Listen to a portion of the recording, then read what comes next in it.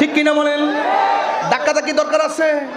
ওইলে আমারে বোঝাই আপনাদের দলের নেন, ওই মাঠে আপনি, এই মাঠে আমি। হয়তো আমাকে বুঝাই ওই মাঠে নেন, নাইলে আপনি বুঝে আমার এই মাঠে আসেন। যখন আপনি আমাকে বুঝাতে পারবেন আর আমি আপনাকে বুঝাতে পারবো, তখন আমরা আর কুমিল্লার মাঠে থাকবো না, আমরা সরোয়ার্দী ময়দানে চলে যাব।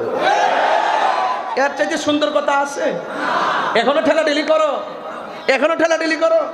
এবার উলামা একরামদের যে সুন্দর সুযোগ ছিল, যদি উলামা একরামদের দিয়ে মিলেমিশে থাকতে পারতো, তাইলে এই বাংলাদেশের ভিতরে উলামা একরাম একটা সাইডে রাজ করতে পারতো। কথা কোন ঠিক কিনা? এই হিংসা হিংসির কারণে, ঠেলাঠেলির কারণে এই আউতি চাউতি কুছ নি পাউতি।